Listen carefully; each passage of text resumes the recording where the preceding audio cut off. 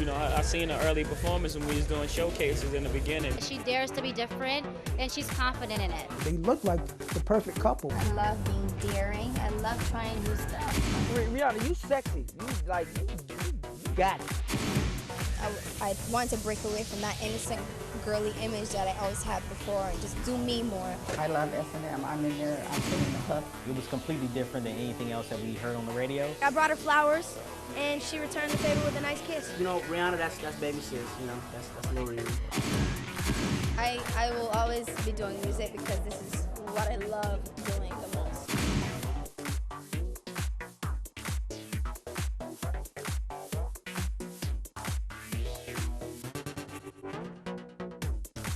Before all of the glitz and glamour that is the fabulous world of pop megastar Rihanna, she was just another young girl on the small, impoverished island of Barbados.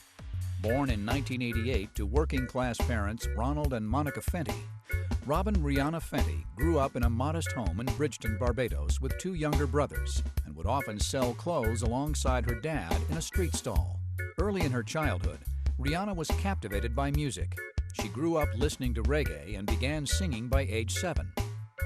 On the outside, Rihanna's childhood in Barbados was like many other Bajan children.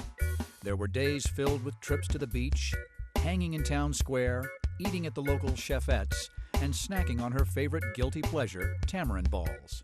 Her home life, however, was a very different story. Rihanna was deeply affected by her father's alcohol addiction and her parents' rocky marriage.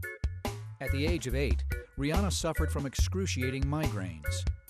Doctors initially thought that Rihanna had a brain tumor until CAT scans proved otherwise.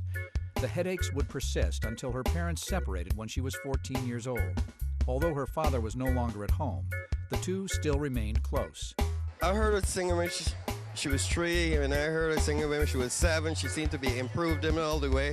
And then I was at this school at 15 at the pageant at Combermere, and I was blown away at that pageant. We called her Robin. Very pleasant, and was always the glamour girl type. You know, all the latest fashions, whatever, and of course, did her work very well. Robin lived a normal existence in her early teens. Aside from some troubles at home, she loved life as a kid growing up in Barbados. Rihanna attended Combermere High School, made good grades, and was a military cadet. Aside from being astute in the classroom, she had ambitions then to become a star. She won the Miss Combermere beauty pageant and sang in talent shows around the island. I remember specifically working with her for the Combermere pageant. And I remember in the interview, we asked her, well, why do you want to be Miss Combermere? And she said, I want to win. And I remember her doing everything that she could to win. And I always knew that whatever she put her mind to, there was not a question. She would have achieved it. There was a humility about her that, for me personally, was very endearing. And I enjoy just being in her presence.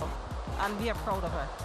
You have students in front of you, and you do not know where they are going to end up. You do not know their full potential, and therefore you have to treat them well.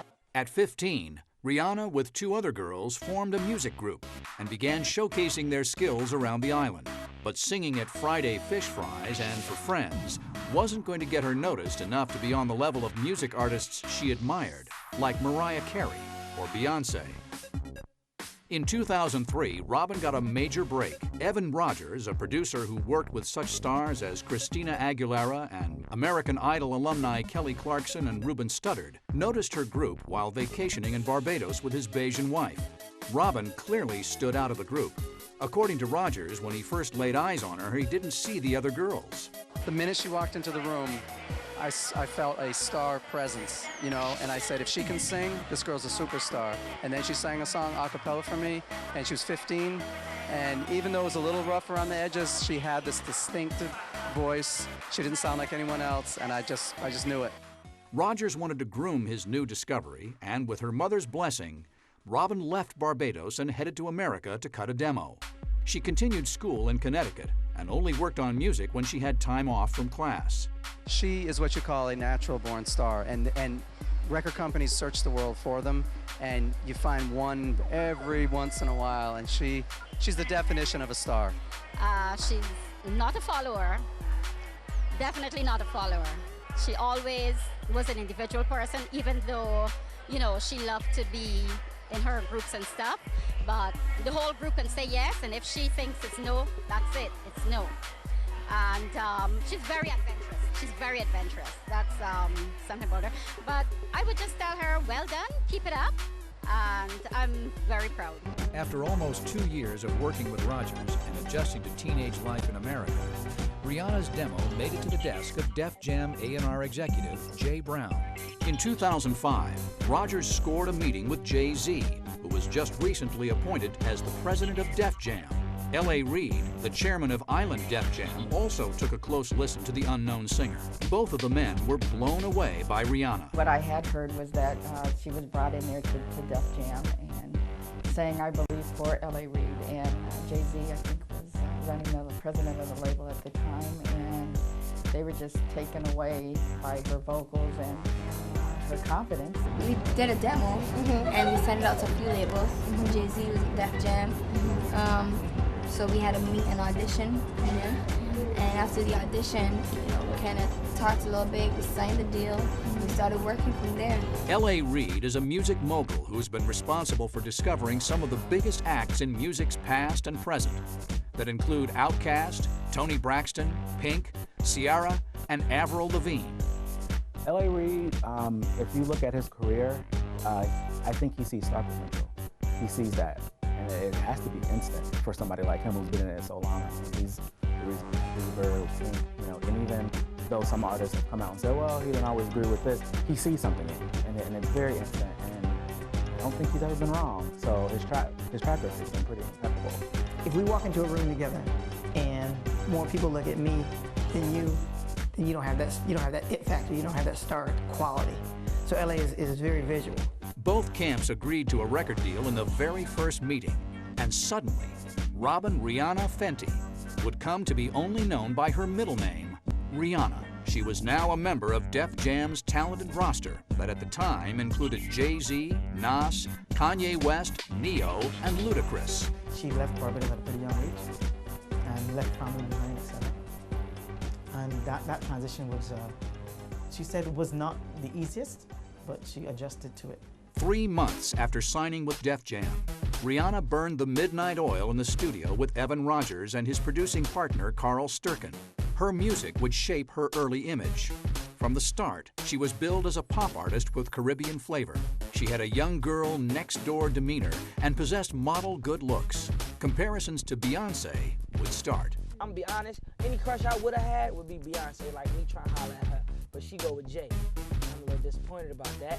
But it's all good. But we have her looking like Rihanna. Rihanna don't look like her. Every new female R&B artist who comes into the game is going to be compared to Beyonce because Beyonce is the queen. Once somebody is successful, like a Beyonce, on the level of a Beyonce or Mariah, date back to an Aretha Franklin, everybody wants to find the next one. So right away, I think Rihanna was put into that mold because of her attractiveness, statuesque, the way she could carry off clothing and the heels, the way she moved, dancing, that whole bit. Beyonce is going to give you, she's more known for her vocals. She's more known for, you know, these huge, you know, shows and spectacles that she does. And that was never Rihanna, and I don't think it was a valid comparison. Every day I learn something new. Every experience is a learning experience for me. Even though it might not purposely be, I try to learn something from everything that I do. It could be just traveling, it could be a simple radio show. You have to learn from everything because, you know, you only get to do this once. I mean, you're a teenager and then you go into the big world and everything is all corporate. Writers, publishers, managers, stylists, and it's a job. People say, oh, you get on the plane, you go here, but you're actually going to work.